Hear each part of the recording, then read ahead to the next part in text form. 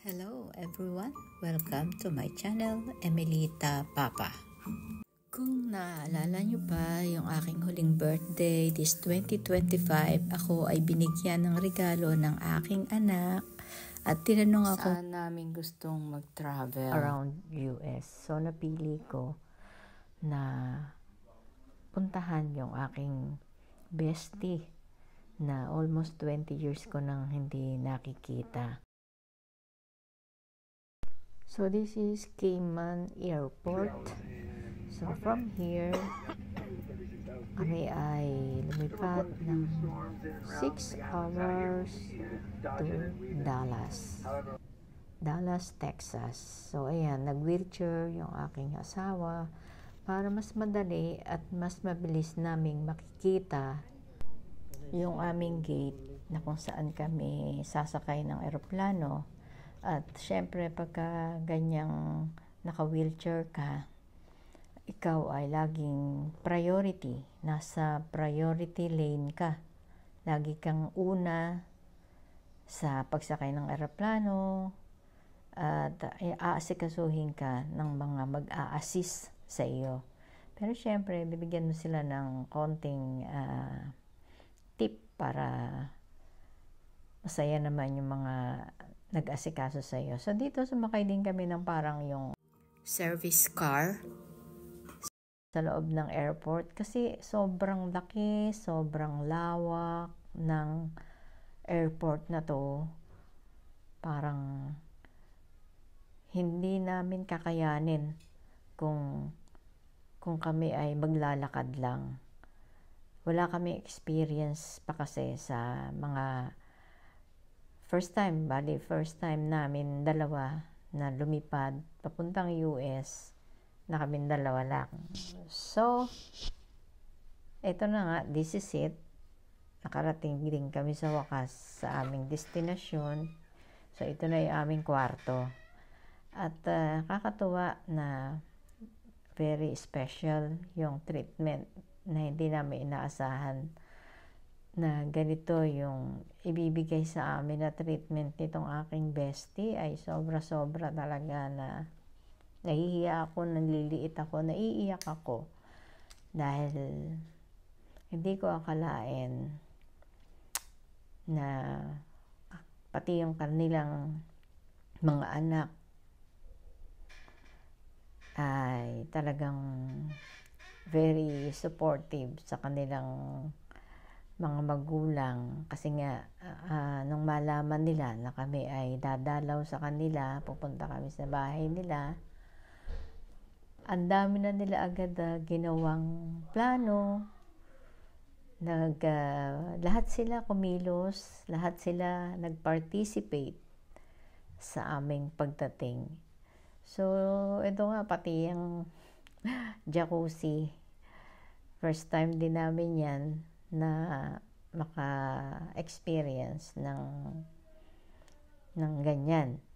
Although sa Pilipinas naman may mga jacuzzi din naman kami at dito sa Cayman meron din naman, pero yung ganyang klase first time namin yan. So nakakatawa yung aking bestie aligaga din sa pag-aasikaso sa aming mag-asawa. Wala kaming dull moment habang kami ay nasa kanila. Talagang todo yung bigay nila sa amin na pag-aasikaso. Sabi nga, kung makakita ka ng isang kaibigan na ganyan, hindi mo sila makakalimutan, ito treasure mo talaga eh. At kaming magkaibigan, 20 years na halos kaming hindi nagkita. At marami akong natutunan sa aking kaibigan na yan. Unang-una yung pagiging madasalin. Doon ko nakuha yung palaging magsisimba, palaging magdadasal. Sa kanya ko natutunan yan. Pero hindi lahat nakuha ko sa kanya kasi yan may mga novena pa yan eh. May mga novena pa siya, ang dami niyang novena kung kani-kaninong santo. So, yun lang yung hindi ko namana sa kanya. Yung isa pang hindi ko namana sa kanya, yung pagiging matipid. Sobrang matutuwa ka sa kanya dahil sa tuwing susweldo yan, makikita mo na agad yung dami ng mga sobre. Nakaparty-party na kung kani-kanino at para saan yung mga pera na ilalagay niya dun sa sobre. Hindi ko yun namana. Hindi ko rin namana sa kanya yung pagiging kuripot. In a sense naman na yung pagiging kuripot niya ay nasa lugar. Hindi siya mahilig gumastos ng walang hindi dapat pagkagastusan. Hindi siya mahilig magbibili ng kung ano-ano. Talagang ipon siya. Sobra. Pero naman ako naman sa kanya yung paano ang pagpapalaki ng maayos sa mga anak, pag-aasikaso pamilya, pagtuturo sa mga anak sa pag-aaral na talagang on hand siya. Talagang yun naman ako sa kanya yun. Kaya yung aking mga anak na palaki ko rin naman, awa ng Diyos, ng maayos. At ano pa ba? Yung hahangaan mo sa kanya yung pagiging mabait niya, down to earth. Wala siyang keme. Yun pa rin, natutunan ko rin siya. Siya rin nagturo sa akin kung paano ang kumain sa isang magandang restaurant. Naalala ko nung araw,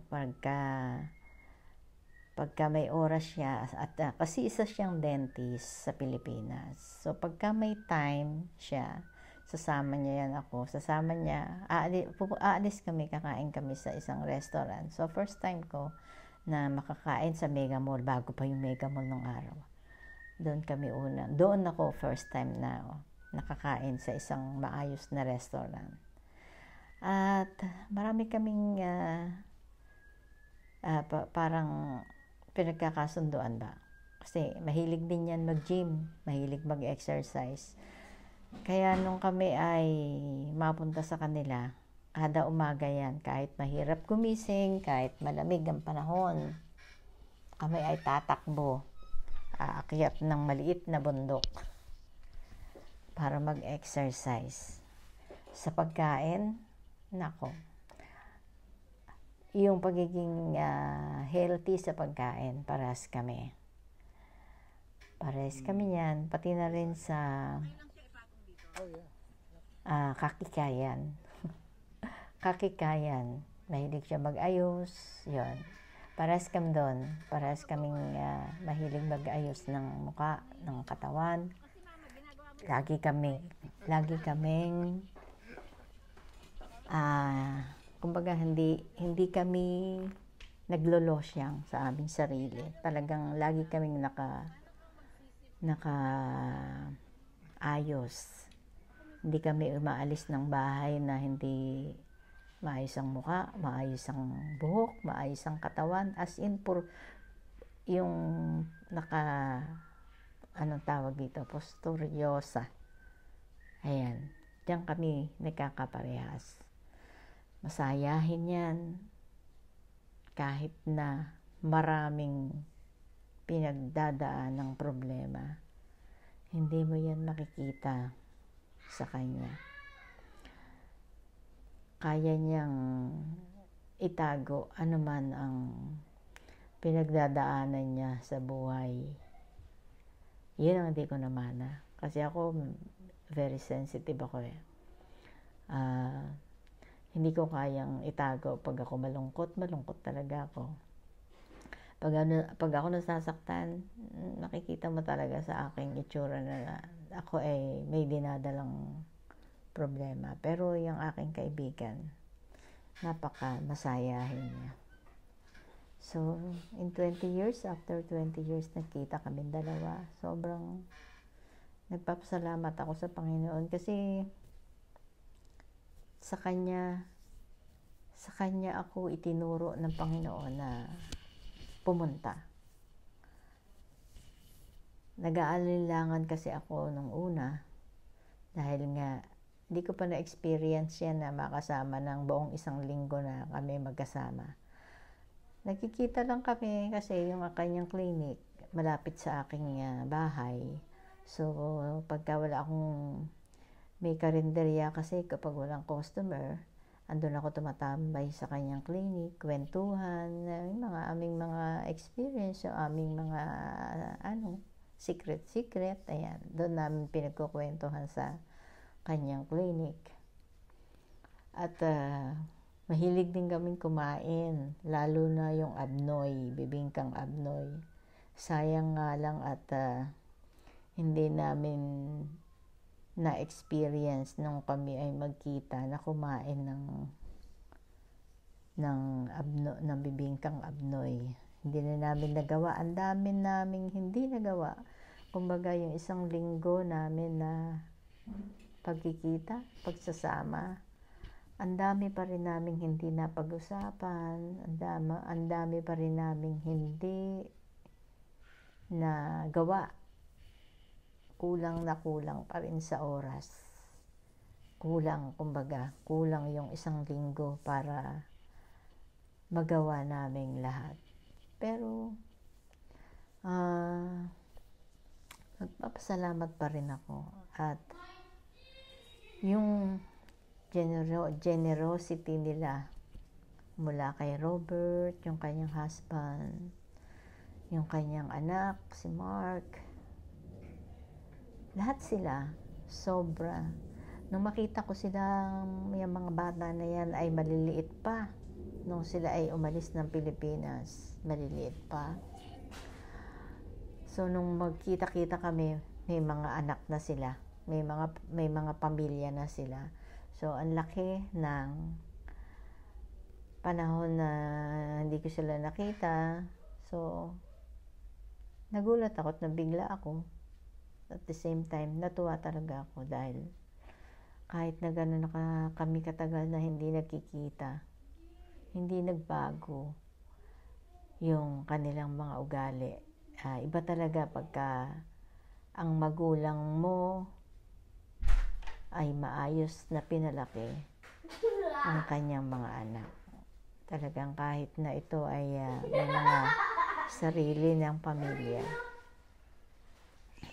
ganun pa rin ang kanilang mga ugali. So, I wish maging madalas yung or maulit pa ulit yung aming gagawin, yung aming pagkikita.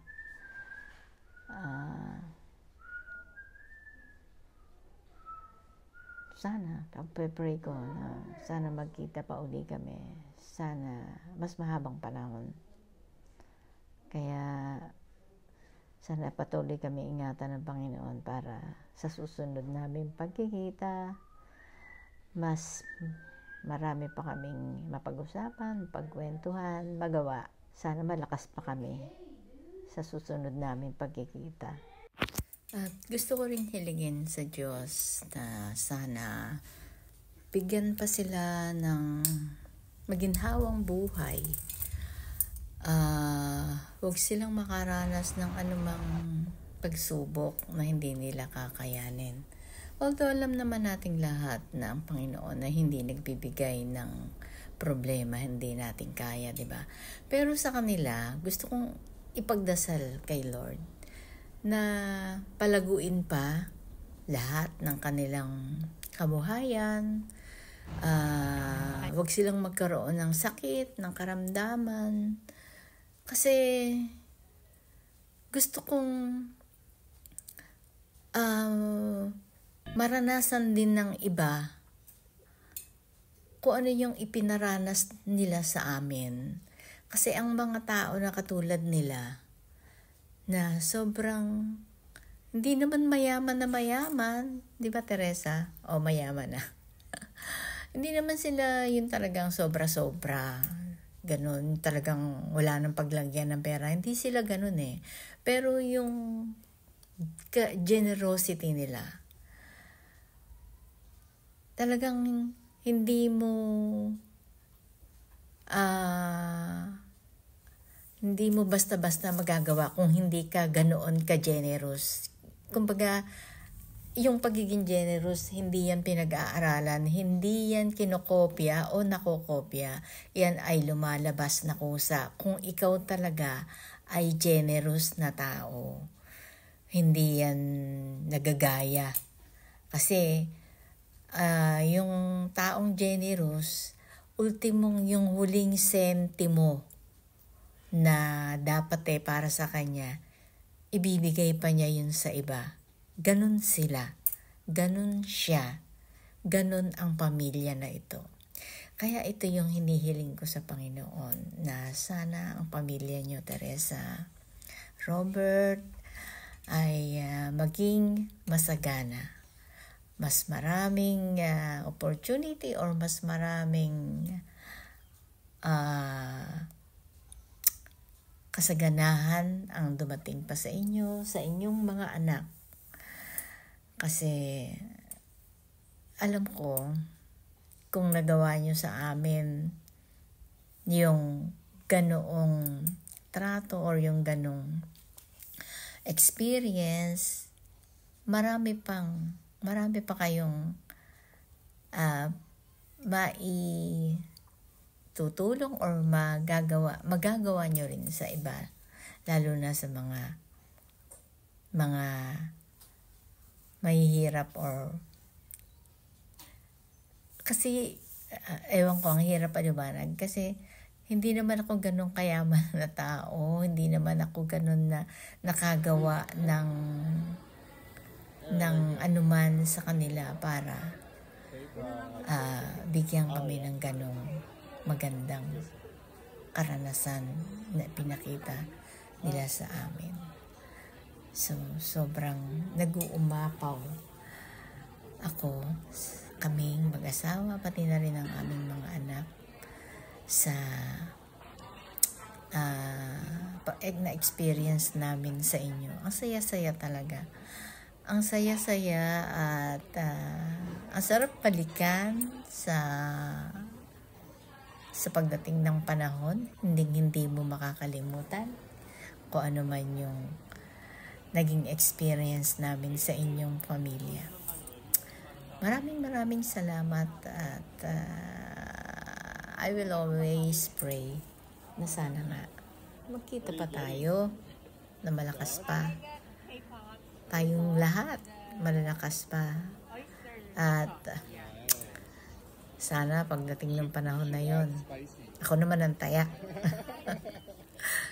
Nag-uusap nga kami ni Sai, sabi ko ng aking asawa, na sana patamain tayo sa loto ni Lord. Pag ako tumama sa loto, tayo tumama sa loto, ay talaga lilipad agad ako ng Iowa. At si Robert, hindi na yan magdadrive. Ituturo na lang niya kung saan niya gustong magpunta. Magrenta na lang tayo ng isang malaking sasakyan at tayong lahat, pati yung iyong mga anak, sama-sama tayong mamamasyal sa buong Amerika. Marinig nawa ni Lord yung aking panalangin. Yan yung aking dasal. At walang hanggan yung aking kaligayahan na nararamdaman hanggang ngayon.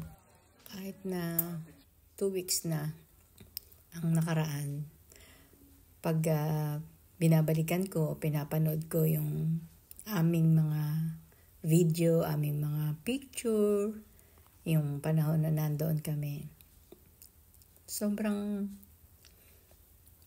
umaapaw ang puso ko sa kaligayahan talaga. Kasi sa totoo lang, hindi pa ako nakaranas sa tanang buhay ko na ako ay natrato ng ganito. Maraming pagkakataon ang nararanasan ko, palibhasa mahirap lang ako, nararamdaman ko yung kung ano lang yung level ko. Nakikita ko yung trato sa akin na hindi ako makaka-level sa kanila kahit pa hindi naman sila ganun kayaman. So, ganun yung nakita kong kaibahan sa mga kakilala ko. Kasi may mga kasabihan nga tayo na ang tao pagka umangat lang ng konti sa buhay, di ba? Parang langaw ba na umapak sa likod ng kalabaw, mas mataas pa sa kalabaw. Parang ganun. Pero itong pamilya na to, talagang napakabuti nila. So, hanggang dito na lang. Bago pa ako maiyak. I-treasure ko lahat ng nangyari sa amin. At mananatili ito sa aking puso, sa aking isipan, at lagi ko silang isasama sa aking panalangin. Lahat ng kabutihan nyo, ibabalik ng Panginoon yan. Salamat sa panonood. Hanggang sa muli, ito po si Emelita Papa. Bye and see you all soon. Say good morning. Good morning. Good morning, Robert. Hi, Papa. Ayan, breakfast. Bakit yan ano? Yung walnut. I love you, bestie. May tuwalya, bilis! Bilis! Hindi kaya ng pimpo to. Ano yan? Tingnan mo rin, naalala mo to? Yung ano pa nalabas ko? Oh, ano to yung cutting board? No. Akala ko yung titanium na Ano cutting siya? board. Ano, frame? Oo, maganda. Ano siya pa, sabit na gano'n? Sabi. Picture frame. Ano? Thank you, ah. Thank you. Pasensya na po sa nakayaan. No. Sarap mga. Thank you. Left L, ayun o, L. Ayun, Buti pala, sabi ko, buti pala, yun yung naisip ko ibigay kasi Thank you. ang hilig niyo sa mga Mark. Thank you. Very welcome. Oh, ang ganda. Di ba tayo? Yan yung di ba tayo turtle. makaalis na, ano ba yan? Ano? Yan yung sumikat ang Turtle. kailan. Oo, dyan siya sumikat sa turtle. Bali, yan talaga yung ano nila. Turtle talaga. Parang national animal. Nako-control na yung mood. Oo, parang yun. Pero may mas national animal sila na inaano. Ay, yung volume. Bukod sa turtle. Thank you. Yan. Mas malaki yung naiyan niyo sa amin. Grabe. Hindi ko, Tuturuan din kita. kung may hiligit sa thank you, Oo. yun na yun. Sobra talaga yun. Ang mahalaga nag-enjoy kayo. Yeah. Ano naman, iyak ka rin. Iyak din. Iyakan pala kayong dalawa. Ay, hindi nakasaytual na. Thank you talaga. No, okay. No problem. No problem. No problem. Ay, ginawa, nagkasiyahan kayo. Ay, sobra.